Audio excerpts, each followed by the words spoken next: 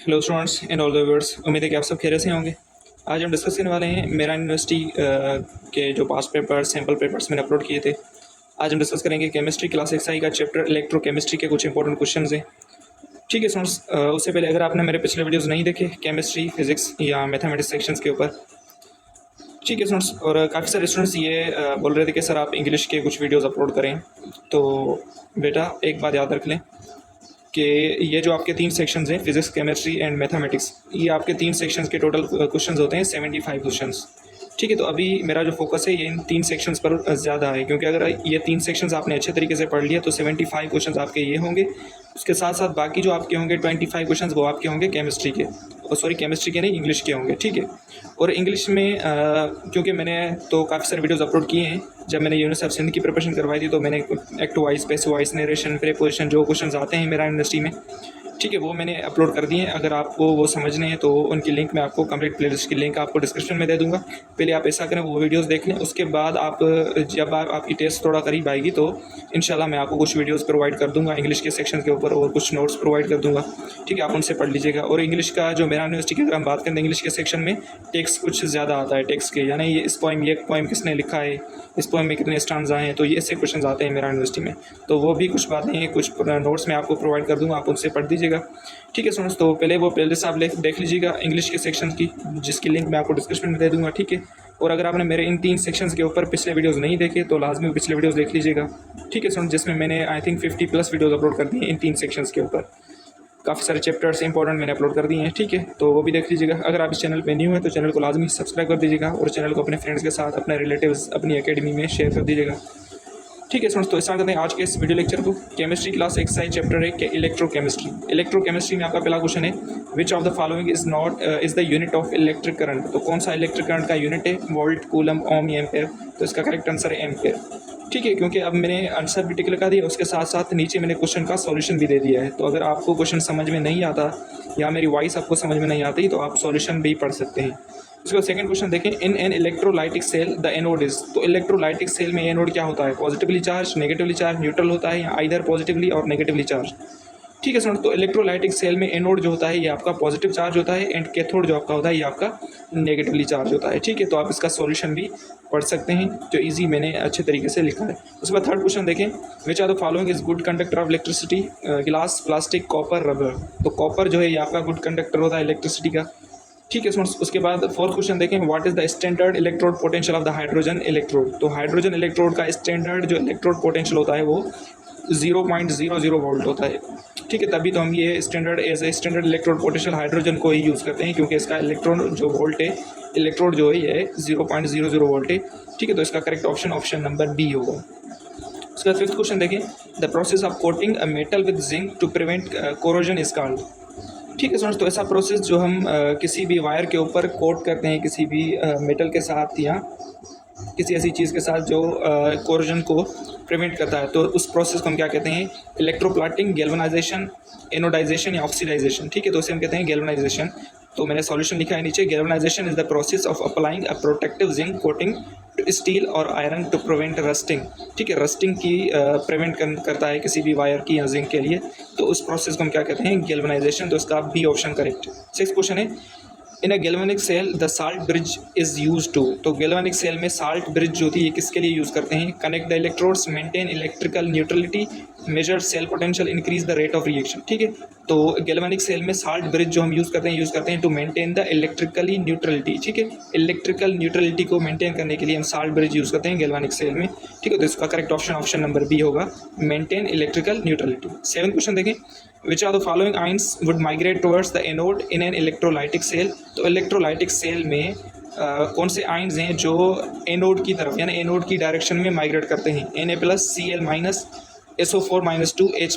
तो इसका correct option है Cl-। Cl- जो होते हैं ये एनाइंस होते हैं, और एनाइंस हमेशा माइग्रेट करते हैं टुवर्ड पॉजिटिवली चार्ज एनोड की तरफ। ठीक है स्टूडेंट्स, तो इसका करेक्ट ऑप्शन Cl- होगा, b option correct. Eight question देखें, which law relates the amount of substance deposited during electrolysis to the quantity of electricity pass through the electrolyte. ठीक है दोस्तों, तो ये सीधी स्टेटमेंट होती है किसके, फैराडे लॉज की। ठीक है, फैराडेज फर्स्ट लॉ की ये सीधी स्टेटमेंट है। फैराडे फर्स्ट लॉ क्या कहता है, states there the amount of substance deposited और liberated at an electrode is directly proportional to the quantity of electricity passed. ठीक है दोस्तों, तो जितना अमाउंट डिपॉजिट होगा या लिबरेट होगा किसी भी इलेक्ट्रोड से, तो वो हमेशा डायरेक्टली प्रोपोर्शनल होता है जो इलेक्ट्रिसिटी पास होती है उसी इलेक्ट्रोड से, उस इलेक्ट्रिसिटी के डायरेक्टली प्रोपोर्शनल होता है। तो ये स्टेटमेंट है किसकी, फैराडेज फर्स्ट लॉ की। ठीक है, तो इसका ए ऑप्शन जो है ये करेक्ट है।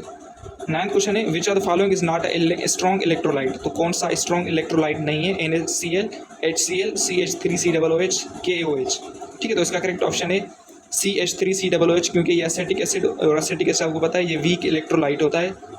ठीक है, क्योंकि ये कंप्लीटली डिसोसिएट वाटर में नहीं होता, और NaCl आपका कंप्लीटली वाटर में डिसोसिएट हो जाता है, क्योंकि आयनिक कंपाउंड होता है। HCl भी कंप्लीट डिजॉल्व हो जाता है, एंड पोटेशियम हाइड्रोक्साइड भी हो जाता है। तो CH3COOH एसिटिक एसिड जो है ये वीक इलेक्ट्रोलाइट होता है, और ये कंप्लीटली डिजॉल्व नहीं होता, तो इसके लिए ये स्ट्रॉन्ग इलेक्ट्रोलाइट नहीं है, वीक इलेक्ट्रोलाइट कहला जाता है। ठीक है, 10th क्वेश्चन देखें, what is oxidation number of chromium. ठीक है, तो इस क्रोमियम साइनाइड में बताओ क्रोमियम का ऑक्सीडेशन नंबर क्या है।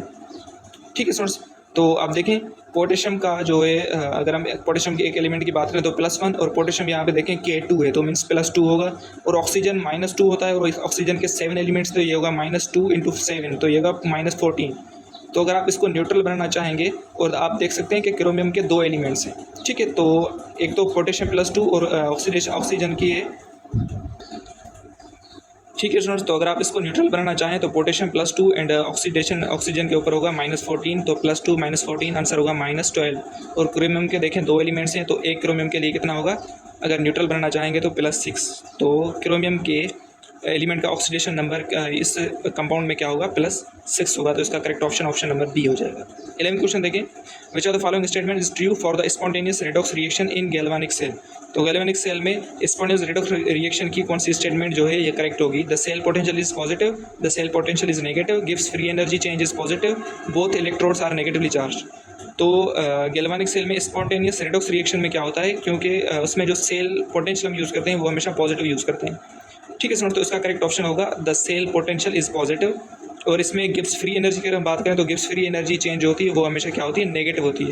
ठीक है, तो मैंने नीचे सॉल्यूशन लिख दिया है। और spontaneous reaction the cell potential must be positive, वो पॉजिटिव होगा, and the Gibbs free energy change must be negative, और गिब्स फ्री एनर्जी की चेंज होगी हमेशा नेगेटिव होती है। तो इसका जो करेक्ट ऑप्शन होगा ऑप्शन नंबर ए हो जाएगा।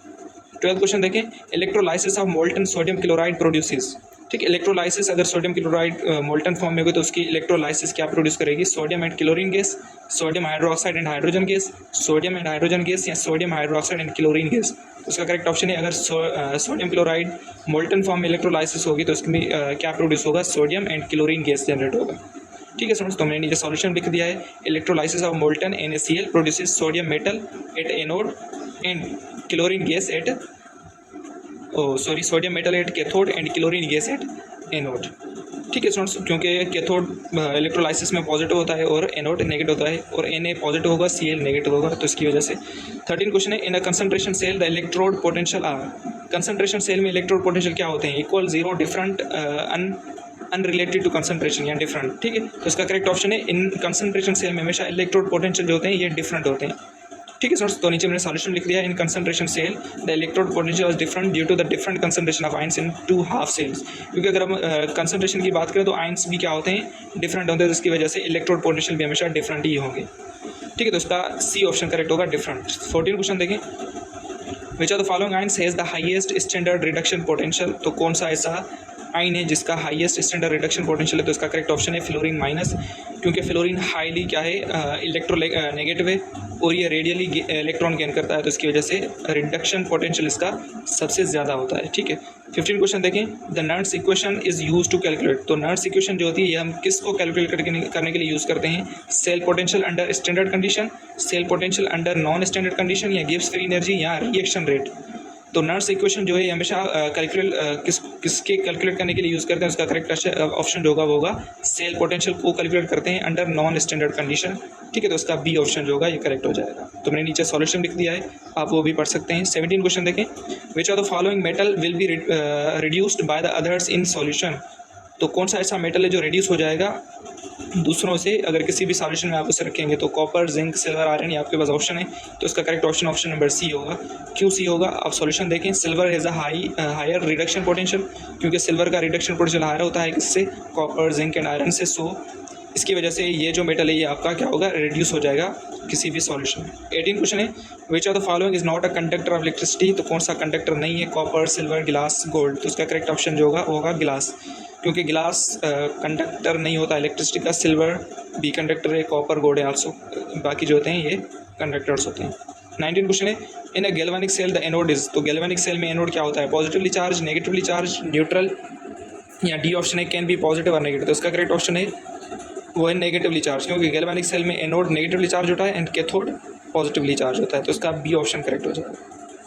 ठीक है स्टूडेंट्स, तो ये कुछ क्वेश्चंस थे इलेक्ट्रोकेमिस्ट्री के चैप्टर्स के जो हमने डिस्कस किए। ठीक है स्टूडेंट्स, तो अगर वीडियो अच्छी लगे तो वीडियो को लाइक करना मत भूलिएगा और वीडियो को शेयर करिएगा अपने फ्रेंड्स के साथ, चैनल को लाजमी सब्सक्राइब कर दीजिएगा।